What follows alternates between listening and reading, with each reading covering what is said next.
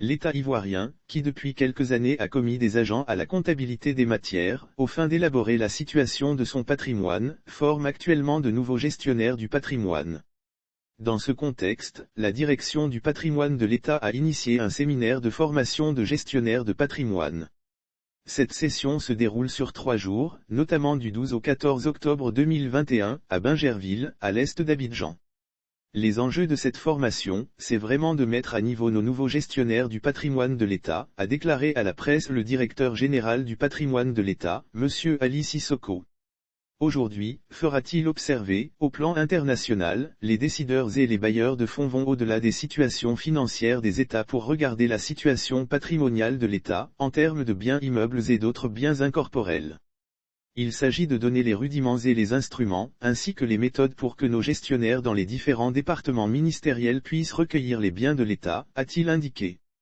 La Direction générale du patrimoine de l'État, en tant que gestionnaire, a pour mission de coordonner toutes ces informations en vue d'informer le ministère des Finances à travers le ministère du Budget qui va donc élaborer la situation patrimoniale de l'État, a-t-il dit. Au-delà de la situation financière, les bailleurs de fonds regardent votre potentiel en termes de situation de biens, ce qui montre la capacité de l'État et du développement d'un pays, a poursuivi M. Ali Sissoko. Dans ces biens, il y a les routes, les ponts, les centres de santé, les écoles. Et ce, parce que l'État aujourd'hui veut connaître sa valeur au-delà de l'aspect financier, a relevé le directeur du patrimoine de l'État. Monsieur Théodore Niamien-Conan, un formateur, a souligné que 2 modules de formation sont prévus, à savoir le cadre de gestion des biens de l'État et les procédures de gestion des matières. Il assurera la formation avec Madame Godézion Nadège Épousaté. L'objectif de cette formation est de permettre aux gestionnaires de patrimoine des institutions, ministères et autres établissements publics nationaux de s'approprier les outils de gestion de la comptabilité des matières et de gérer les biens de l'État mis à leur disposition.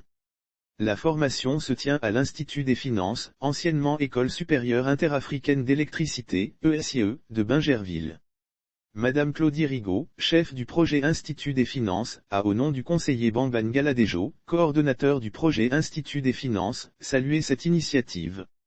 Avec la mise en place des budgets programmes, et le passage d'un budget de moyens à un budget de résultats, la quête de performance touche tous les secteurs de la gestion des finances publiques, a-t-elle ajouté.